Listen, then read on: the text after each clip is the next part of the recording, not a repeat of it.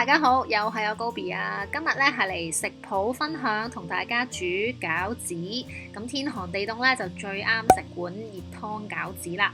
咁以上咧就係今次要用到嘅材料啦。咁我會用到新豬肉呢個素肉嘅。咁如果大家揾唔到新豬肉咧，亦都可以用普通豬肉去代替。好啦，我哋嚟開始整啦。步驟一咧就先要切晒啲材料先嘅，咁我今次會用到半個椰菜嘅，咁切絲，然之後咧中間嗰個心嘅位置咧比較粗身嘅位咧就再切佢出嚟，再切細少少。今次嘅食譜份量，嗰個菜嘅份量係超級之多㗎。跟住就可以切埋蒜頭同埋葱嘅，咁蒜頭我慣咗咧就會先壓一壓佢，因為壓咗之後咧佢嗰個皮咧好容易就會甩到出嚟啊，咁就唔使咁辛苦喺度搣啊咁樣啦。壓一壓咧佢係超容易甩咗個衣出嚟嘅。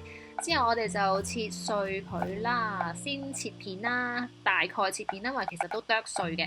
咁我自己本身就中意食蒜頭，所以就咁多粒嘅。咁大家可以酌量因應翻自己喜好咧，就睇下中意食幾多落幾多啦。咁會落埋葱嘅，純粹係呢個香味同埋色水啦，我都幾喜歡。佢有少少綠色喺個餃子皮外邊咧，都會睇到入邊有呢個綠色餡，咁係幾靚嘅，純粹係美觀嘅啫。好，之後咧就嚟到調味啦。咁呢個就係新豬肉啦，其實個樣咧都幾似豬肉噶。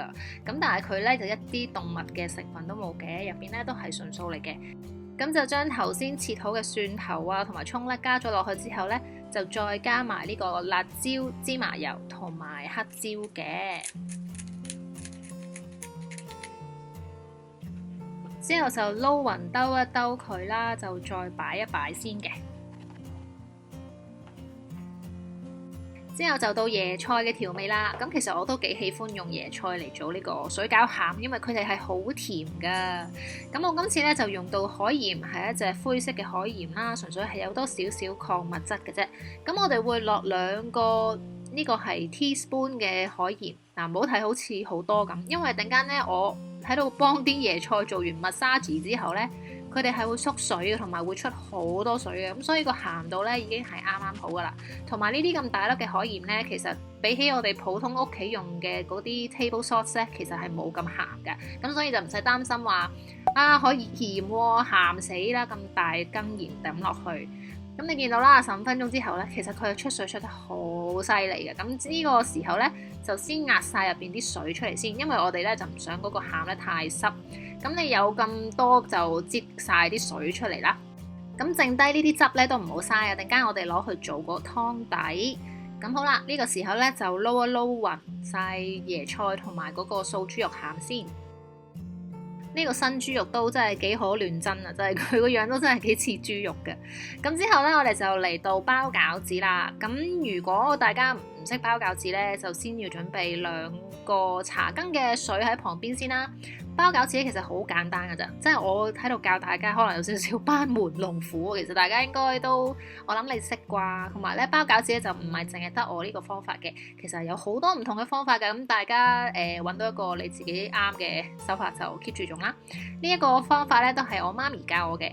咁就首先將塊皮咧擺咗啲餡落去之後咧就對接啦，記住個邊邊咧記得要搽少少水喎，先可以將2塊餃子皮黏埋一齊嘅。咁你封好呢個位置咧，就再喺個邊邊位置就再補少少水，然之後咧再接。咁一個簡單嘅餃子造型咧就完成噶啦。咁呢個係我媽咪教我嘅手法嚟嘅。咁跟住咁啊，梗係叫埋阿契琪幫手一齊包啦。有份食就要幫手包，但係佢好搞笑，好似個蛋撻嘅包法咁樣咯，係咯。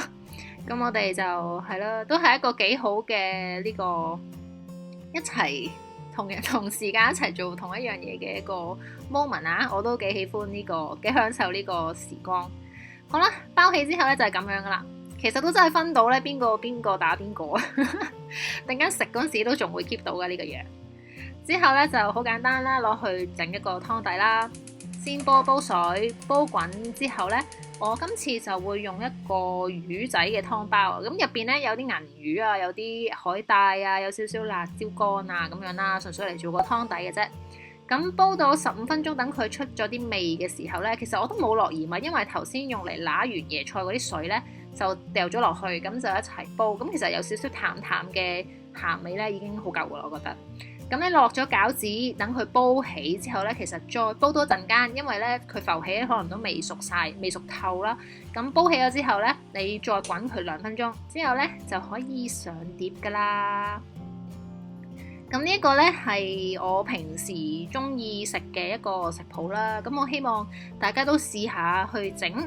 試完之後話我知好唔好食啦，因為我係好中意椰菜搭呢個肉類嘅，係啦，因為有椰菜嘅甜味咧，實在係好好食，同埋咧佢去到呢個煮腍咗嘅階段咧，其實佢都仲有少少爽脆嘅咬口噶，咁所以我係好喜歡椰菜餃子嘅配搭嘅。咁如果大家喜歡呢個 video 咧，記得喺呢個 video 下面俾個 like 我啦 ，subscribe 我嘅 YouTube channel 啦，或者如果有其他問題，記得喺下面留言話我知啦。今日嘅分享差唔多啦，希望大家鍾意睇啦。我哋下個禮拜3或者禮拜6再見啦，拜拜。